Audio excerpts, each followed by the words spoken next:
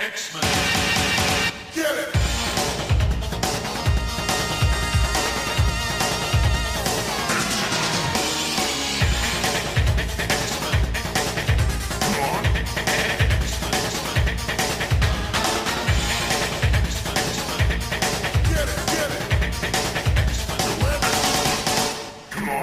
Hey everyone, and welcome to another exciting episode of Battle of the Atom. This is your weekly X-Men podcast where we rank every story from A to Z. I'm Adam. And I'm Zach, and Adam, welcome to the end of the road. End of the road? No. This is just... This is where all things die. What?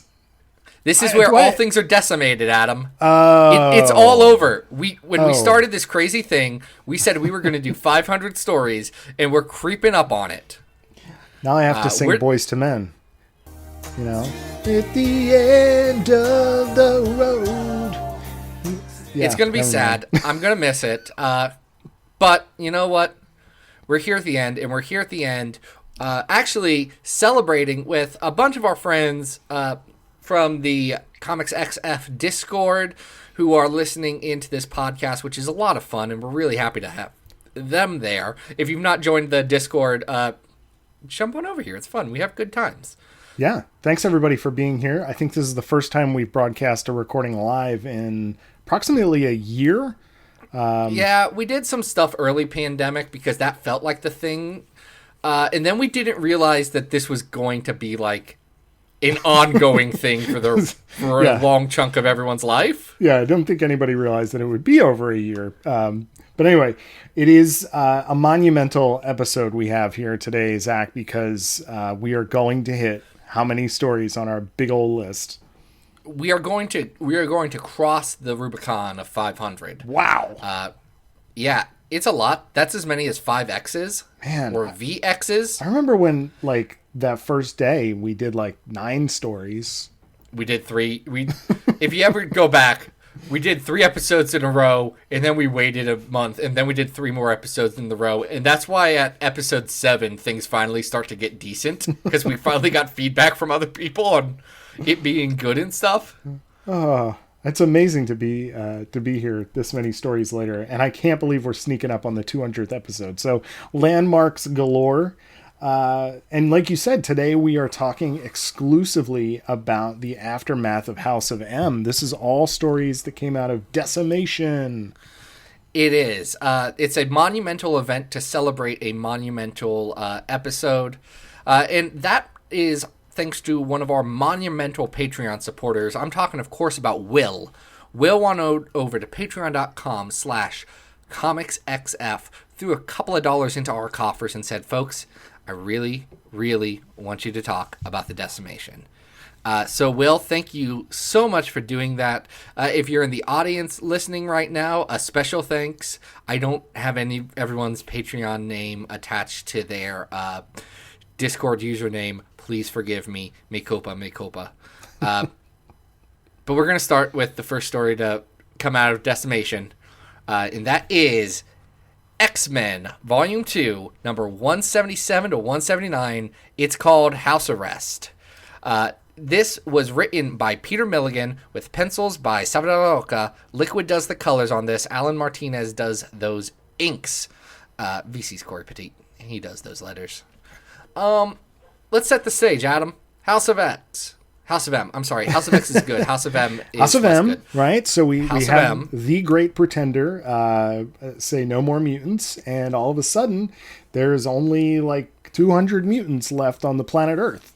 So they become a bit of an endangered species here. And Endangered species is a different arc. I know, but still, they're in trouble, and some of the X-Men have lost their powers, and we're just in bad shape here. And, right off the bat, we've got Sentinels reporting for duty on their front lawn, and it's, a little bit confusing for our X-pals. Yeah, so let's talk about Special Liaison Valerie Cooper. Yes.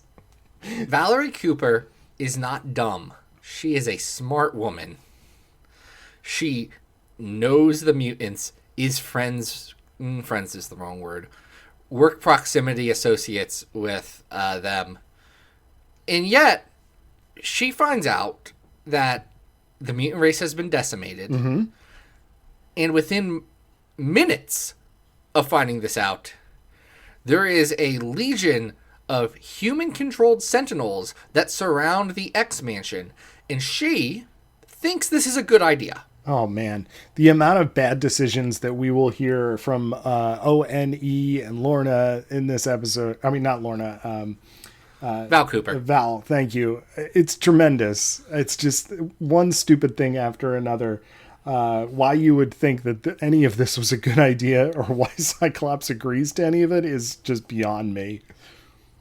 I like to think that Cyclops is just having a really bad day and he was tired. He was on like a couple hours of sleep. Yeah, you'd be in a bad mood too if Salvador de la Roca was drawing you. Yeah, we've talked about Salvador La Roca enough in the past to know that he does workman like Salvador La Roca work here, and it's not great. It's not great. God, it is hard to look at. Not a fan at all. It's just, what I was thinking about as I was reading this arc is that, we give Chuck Austin X-Men from this same era like a lot of crap, and it's deserved. But I feel like Milligan gets a pass because he did X-Statics, and he shouldn't. Because no, Milligan's X-Men is also very bad. This is not good. Milligan's X-Men only has like 4 arcs, and they're all trash. Is the thing. Yeah, I had kind of forgotten about that because we've already ranked the Apocalypse arc that comes almost right after this, and that was bad. And this is also bad. Yeah. So they fight the Sentinels. The Sentinels say, "Hold on, we're just regular humans, just like you." Not said in this story, but is said in the Sentinel Squad 1 story that we aren't ranking. Their field commander is James Rhodey Rhodes, Iron Man's best friend. Yeah. Just bad. I don't like that. They're also like ostensibly there because there's a small hunting party on the outskirts of the mansion. Like, really? There's like 30 people in the Sapien League, right? The X-Men can take these guys. There's really, it's a lady in a hockey mask. I think we're okay, Oh, you're talking about the Leper Queen. Right. But why are we sending in sentinels to defend the human race from like a bunch of guys with hunting rifles when we clearly have superpowered individuals here who could crush them in seconds?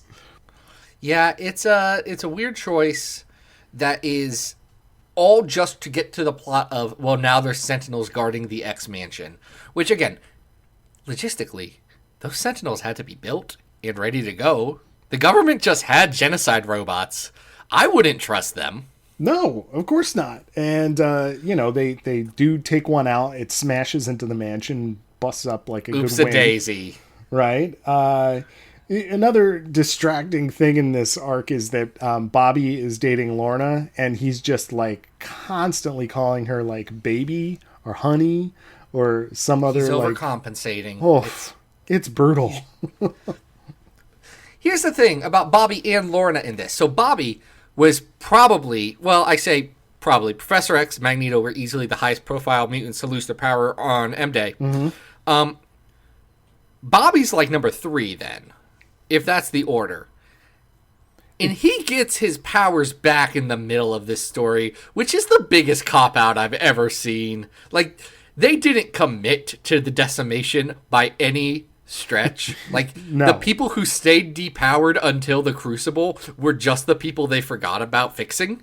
Exactly. 100% is what it was. That Bobby gets repowered is tied back to Emma having been in his body way back in the 90s. And okay, but you're right. Like, if we're really going to commit to this bit that they're depowered and that significant characters are going to have this issue, take out one of the 05, right? Like, I don't know. The choices there are very strange.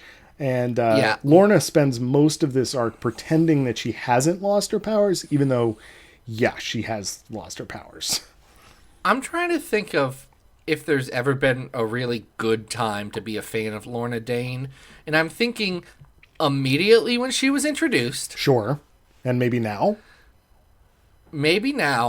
And there's a bit of a chunk where Peter David's X Factor isn't what it will become. And that part's all right with Lorna. When Larry Stroman's drawing her hair, it's a great time to be a Lorna Dane fan. Absolutely. This ain't it, though, folks. It's just not. She had it rough. It is not. So we spend most of this arc, just dealing with these Sentinel shenanigans or the Leper Queen stalking the X-Men from the outskirts of the mansion, and it culminates with Lorna saying, hey, look, I can't stay here anymore. I don't have my powers, even though nobody told her she couldn't stay. Unlike Danny Moonstar, who they immediately kicked out, but that's fine. Yeah, that's weird, right? And Bobby wants to go after her. They convince Bobby to stay. Havoc decides, hey, I'm going to be Mr. Chivalrous, and I'm going to go with her. And that, there's some other lead-ins to upcoming arcs, including some stuff with Mystique and Pulse, who, we've talked about that on another episode. That's kind of stupid. We also get some scenes in space.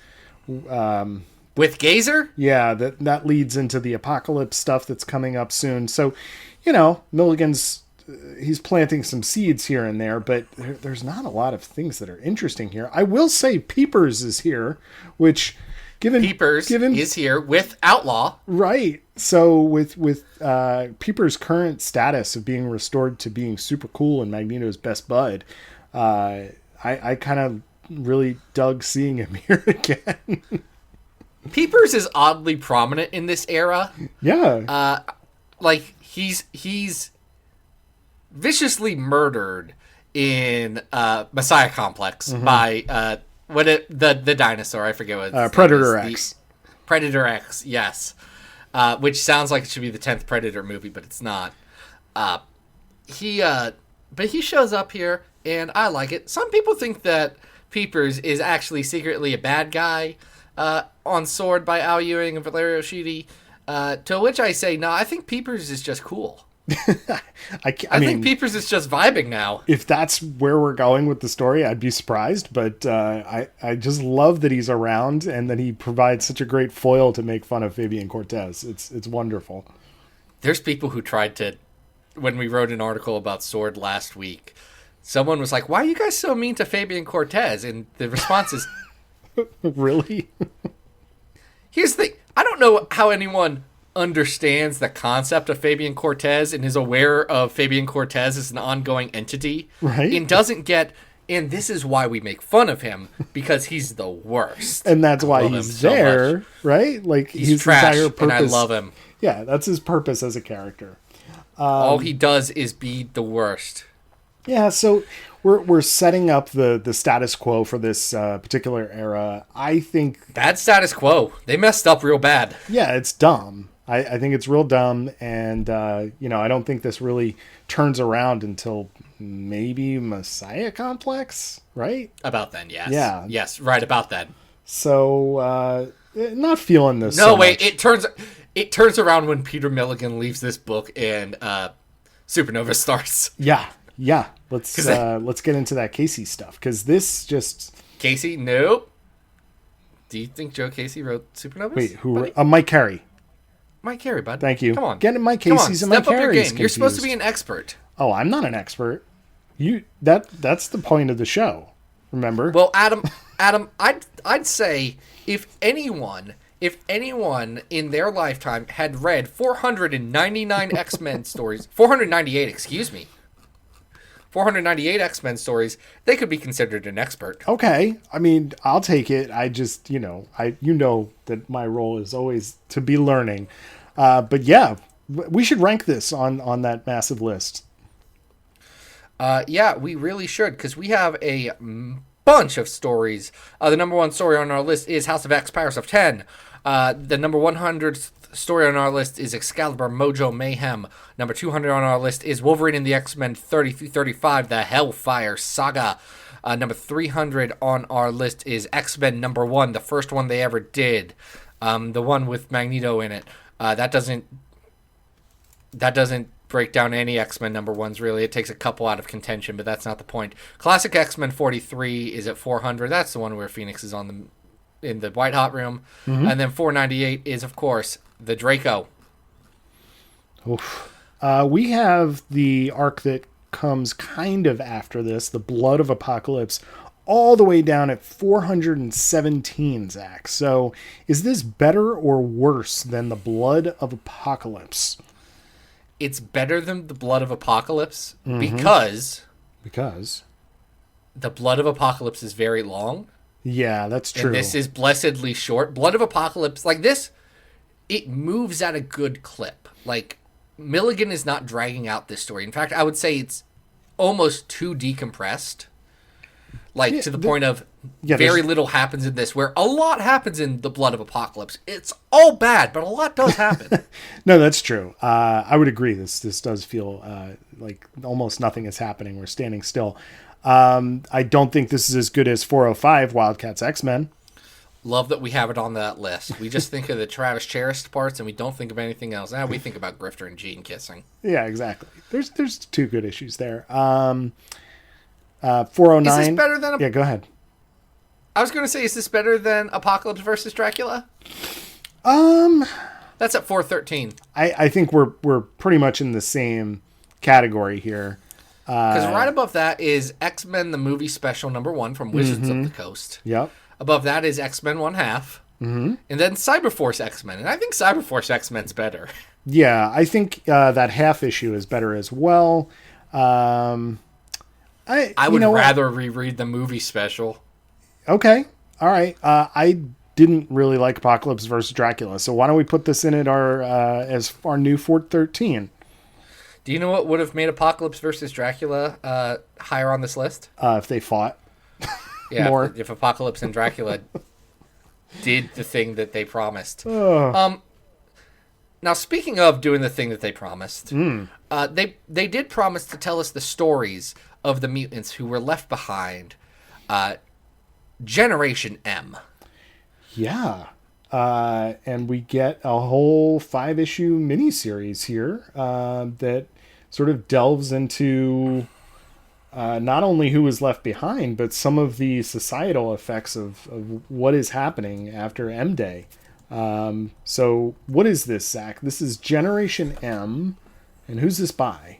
This is by Paul Jenkins. He does the writing. Ramon Box does the pencils. John Lucas on inks. Art Leon on the colors. It's 5 issues, and it's interesting. It is centered around the character of Sally Floyd. Sally Floyd is a character that Paul Jenkins really likes. She gets introduced here, and she is used in several other things, including a very famous interview she gives with Captain America, where she says, "Let me ask you something, sir. Do you know what MySpace is?" That, I'm sure, has aged. You don't understand the question, sir. I'm trying to illustrate a point, so bear with me. Do you know who won the last World Series?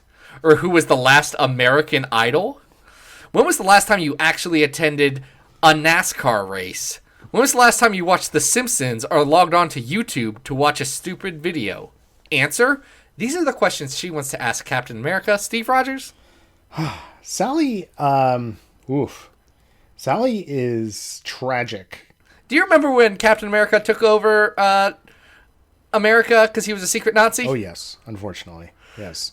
And you remember how, in our world, some people on Twitter yelled at Nick Spencer about that because it was pretty tone deaf and actually a bad story. Oh, yes. Like, just structurally, it was pretty bad. Yeah, appropriately. Well, Nick Spencer did bring back Sally Floyd for that story, and he had Nazi Captain America yell at her and said, "I'm sure all the people on Twitter will be thrilled." Oh, my God. Wow. We forget about that part of Secret Empire. That has nothing to do with this. Yeah, Sally. Paul Jenkins is here. Sally is, I guess, what they're going for here is that she's a liberal-leaning opinion columnist who has had a long-running thing called the Mutant Diaries. We find out later in this story, in a pretty effective part of the story, I feel like, that her daughter actually died because of M-Day, and a really, well, not because of M-Day, but it's interestingly tied to M-Day. Okay, yes, but here's the problem with that. Okay. Her daughter, Yes. who's a mutant, Yes. her daughter has Benjamin Button's disease. Right. That's not an exaggeration. Her daughter has Benjamin Button's disease. Right. She ages to a certain point, and then now she's aging in reverse. And if M-Day had come sooner, the daughter could... She would have stopped Benjamin Buttoning. What? She would have stopped Benjamin Exactly. Buttoning. She would have done a reverse Benjamin Button. Right. So which is called aging. We have this grieving mother as part of this story, who is an alcoholic, is not trying to get better at all, and is at the same time doing all of these interviews. Now, if there was a one shot where we had this story of this woman and what she went through, I think it might be pretty effective. What we get instead, unfortunately, is a series of issues where we interact with very strange versions of X-Men characters in cameo situations, all while there is a mutant-killing serial killer monster called the Ghoul, who is just trying to, kill as many mutants as he can. I completely forgot about the Ghoul because that entire subplot is so superfluous and is only there to justify the length of this miniseries. It's like they had one idea, which was Sally interviews mutants about M-Day. Okay, Interesting, like it, want to do something with it. Oh no, there's nothing to keep people buying the next issue. And they pick a bad murder plot. Yeah, and it's unfortunate because even the interviews that she does with the X-Men that are here, Jubilee, Stacy X, the Blob, and then... Chamber. Well, Chamber doesn't really get an interview as much as he doesn't have a face anymore. Right, he is on life support because his sort of candle has gone out there. They're not interesting interactions. They are sort of like just man on the street interviews about, hey, what are you doing? Oh, I'm doing this. And it's not very interesting, and it's not. So there's some rough parts with it. The interview with Stacy X is handled with all of the care that went into dealing with sex work in the year of 2006. Oh, man, it's bad. It's bad. Oof. There's transphobic jokes in there from a liberal rag, which again would have been normal in 2006 and still would have been wrong in 2006. And it's, for me reading it now, that was really frustrating for them to be like, she's a super liberal news person, and then you pull that crap. That really bothered me. It really bothered me that all of the interviews with all of the X-Men characters are bad. Like, Jubilee is now running a political office. Like, can we get into that for a second? So we can, because I know you love Jubilee. Yeah, but one of the other plots of this is that we have yet another politician character here who is very pro mutant registration. Is just representing the whole, right-wing fascist, congressional representative. We've had lots of characters like this in X-Men, but we're expected to believe that Jubilee is like volunteering her time at this organization. And I think the entire idea of the X-Men kicking out their own just doesn't fly. Like, Jubilee is family to the X-Men. Why is she now not at the mansion? Why is she... I'm not saying that what she's doing is not noble, but it doesn't seem in character with who she is and what her interactions should be with her friends and her family, right? No, you're absolutely right. It was frustrating when we talked about it when they had to write Danny Moonstar out of New X-Men. And it's frustrating here.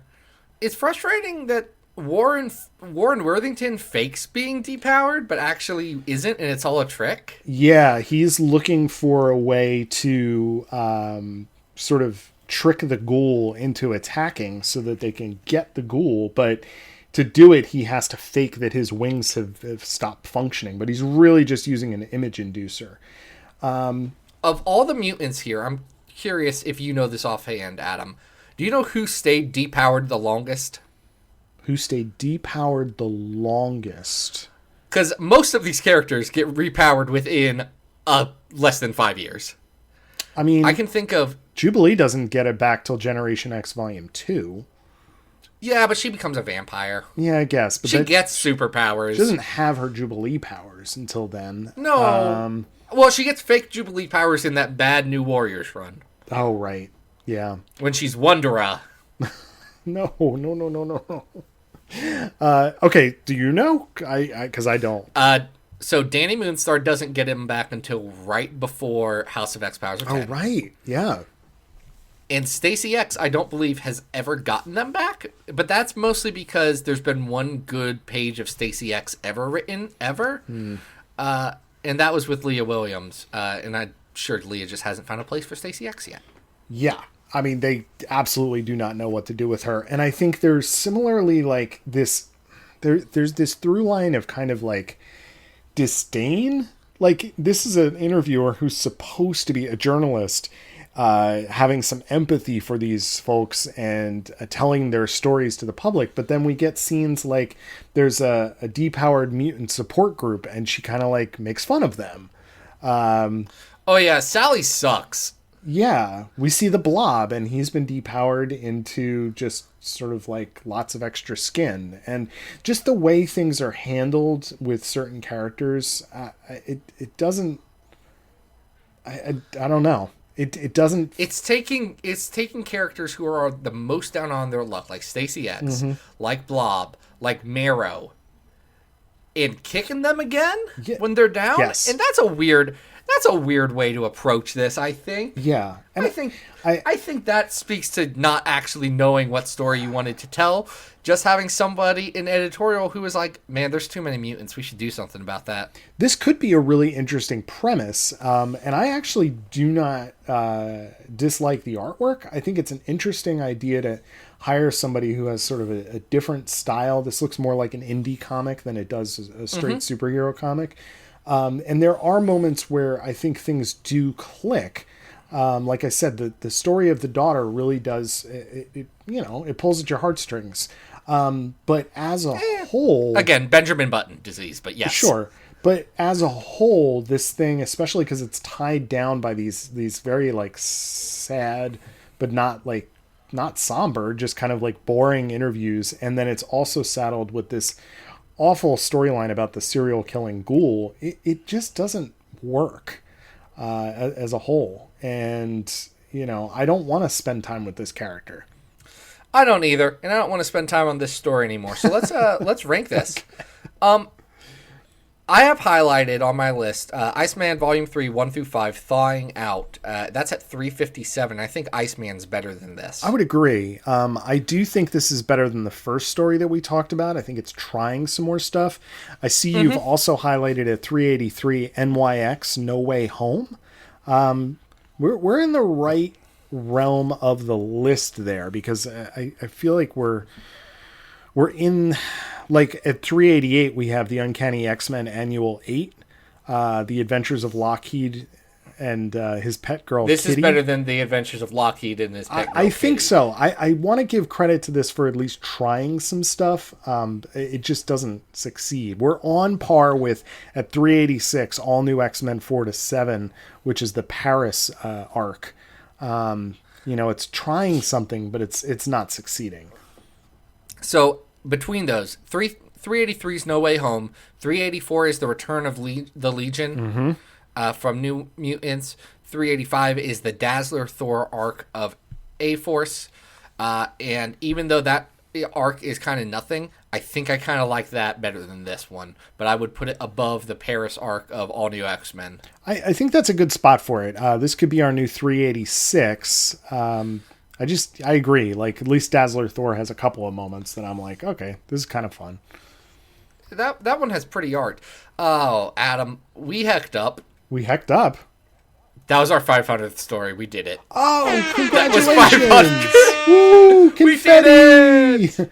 Generation M. Why did we not plan better? We could have picked something fun that we enjoyed. Well, I mean, we're not great at counting, So Terrible. I could probably tell you what episode we're on, but I'd have to look at my list. we're in the 190s. I know that. We're on the road to 200 now. Yes. Well, congratulations, man. So we're going to go to 501 now. Yes, because we only count in threes. Yes. And folks, when they decided to make some kooky stuff to go along with Decimation, they did not stop at Generation M. No.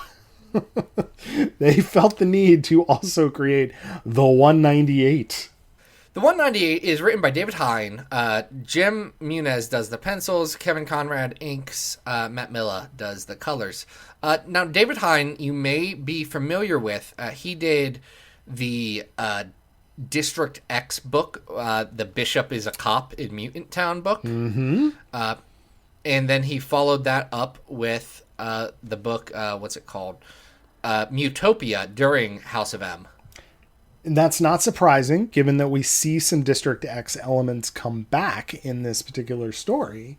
Yeah, and Mutopia elements. That's where what John Nee comes from.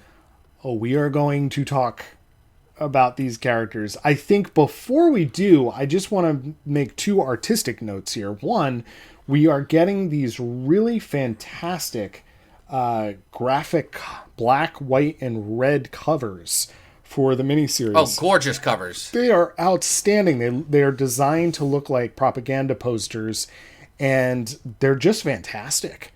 I think many people who might have been picking up the book assuming that the inside would look anything like this is in for some big disappointments. It doesn't look like it, but the covers are beautiful. Beautiful covers. We also do need to talk about Jim Muniz's art, because Jim, my friend, you clearly like Travis Charest. You clearly want to draw faces like Travis Charest. You clearly do not understand how bodies and faces work. Every single head is an egg with a face sitting on it, sliding off of it. The proportions are always terrible. I hated looking at this book. It is extraordinarily uncomfortable to actually try and page through this, because everybody's faces look absolutely bonkers. It doesn't look fantastic, but it is a book that is absolutely wild. So we talk about liking weird X-Men characters, right? Yep.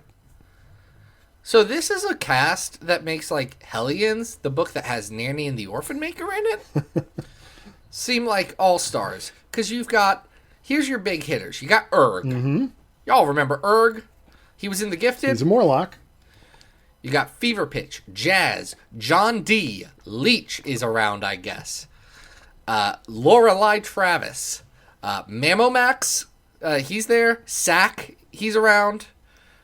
And then I guess Mr. M. Yes, we cannot forget. This is the return of our erstwhile antagonist in District X. Mr. M strolls in to the makeshift sort of refugee camp that has been It's a set concentration up. camp. Well, that is a big... Or it's a relocation camp. It's very similar to, and made a point of in this book, similar to the internment camps that Japanese Americans were put in during World War II. Yes, that is very blatant as part of the conversation, as is later in the story when they are implanted with I guess RFID chips that can also give them shocks to make them pass out. They're Suicide Squad chips. Whew, that ain't great. Yeah, they shouldn't have.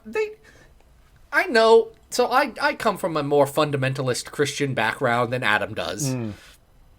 And when RFID chips were first introduced in the world, like anything that involves tracking of any sort, there were some conservative folks who did decide that was the mark of the beast.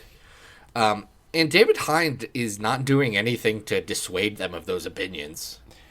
Yeah. It is a bad thing to get chipped in this world. Yes, these chips are not going into the cell phones that the characters are provided with, though. They are going directly under the skin. So, of course, this is grafted onto the bone specifically. Yes, which is just weird.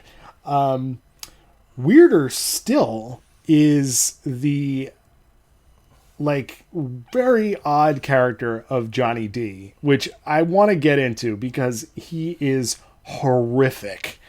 And it is like just absolutely difficult to look at him on the page, because he basically has like a Cthulhu monster growing out of his chest.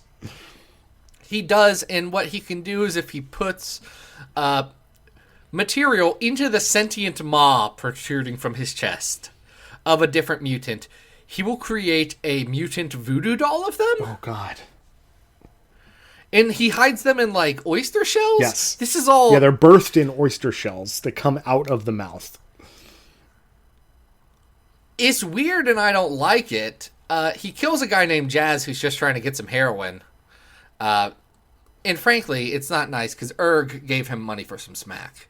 And Jazz was like, fine, I'll pick you up some... I don't know what the appropriate amount of heroin is, how they distribute it. I think he says a 30-something, but again... I do not partake in heroin, so I don't know. I can't compare that to anything. I don't know whether it's true. I want to say about Johnny that I think he's really interesting. Like, this is just a fascinating concept for a character that is both interesting and disturbing, and also functions in a really interesting way and is part of this story. And I really do wonder if there was a different artist on this book, and maybe it was an issue shorter, whether I would have a much higher opinion of it, because I don't really have a problem so much with the actual story of the book. It is just really ugly to look at. It is. And the plot, there's a lot of talk about, civil rights and all this stuff, which is a hard conversation to have because it's very obvious that no, there shouldn't be genocide robots putting all mutants into camps, even if the camp is on the lawn of the X-Mansion. That seems like a bad plan. But then when everyone leaves, like Mr. M, who, for a character that's supposed to be so powerful, he has no real characterization, right? He's just like weird. Yeah, he's just like a weird dude. Mr. M is just like, hey, I kind of have like a brain for a noggin, and I wear a hat and an overcoat, and I can do anything I want, because he's hinted it to be Omega level, and he's just able to change reality at his whim, it seems like, or matter. I believe he has been listed on the data pages in the Now Times. Nice. Mr. M is going to come back. That'd be great. Wait, what? He's ruling one of the worlds of another world, and I forget which one. I didn't even know that. That's so cool. Well, someone did not read our Ten of Swords coverage, Adam. Yeah, well, what am I supposed to do? Read?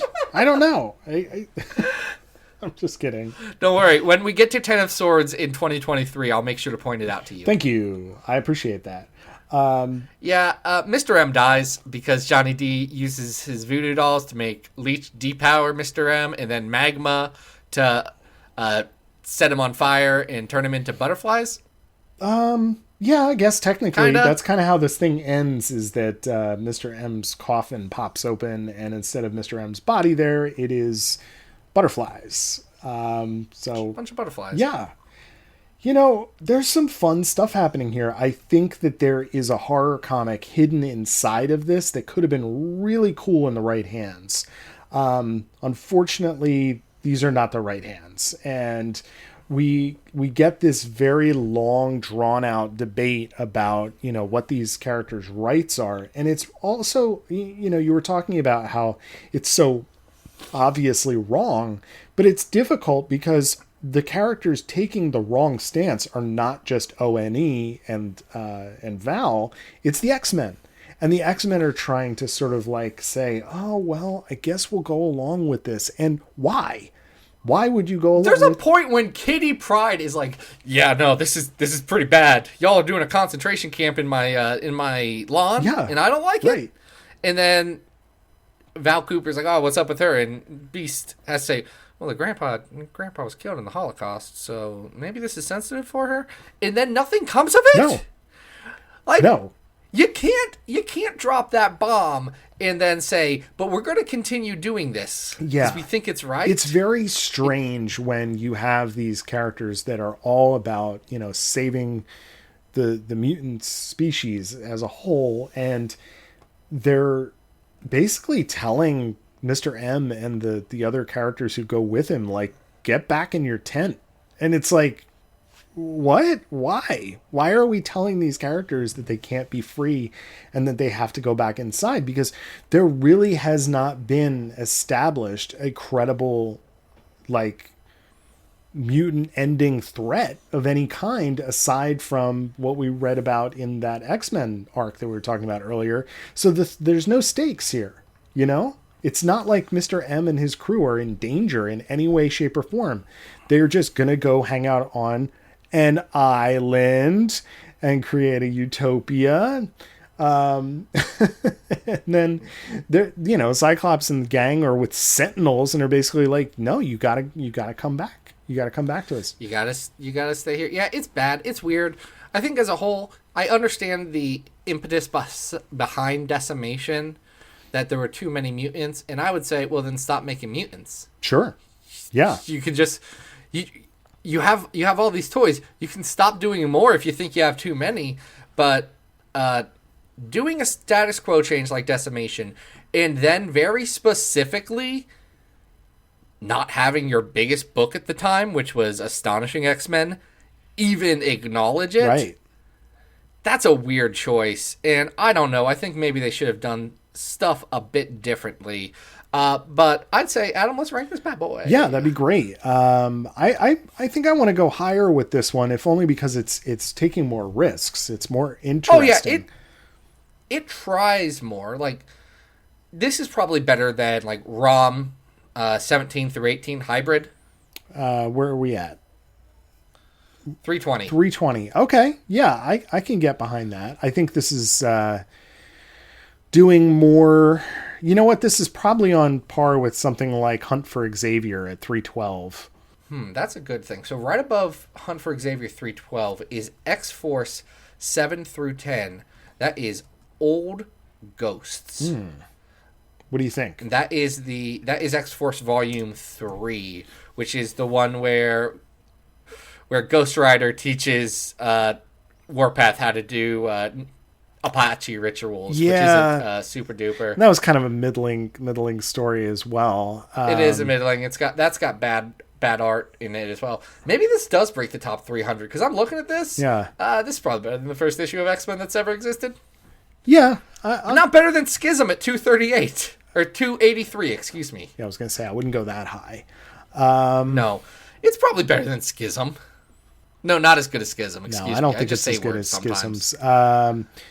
I think we are. Let's see. What's Uncanny 326? Why do we have that set aside? Is that the weird Threnody one? We should label these better. No, that one's not Threnody. Hold on, I gotta look this up. That one is. Hold on. I have no recollection of it. It's when not Banshee. Oh, Gambit and Sabretooth Gambit fight in the Danger Room. Yeah, and he shows Sabretooth all of the bad things he's done.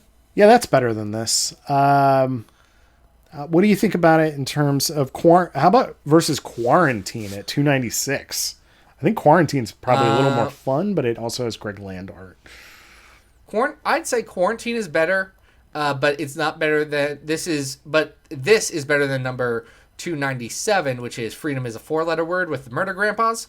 I agree. All right, so that would make this our new. Wait, no, that's not the one with the Murder Grandpas. No, that's just with Freedom Force. It's when Freedom Force better. attacks. But I agree. I think this is trying some interesting stuff, even if it's hard to look at. So this is going to be our new 297 and our 501st story on the list. Congratulations. I'm very excited about that. Congratulations, Adam. Wow. This has been a fun episode.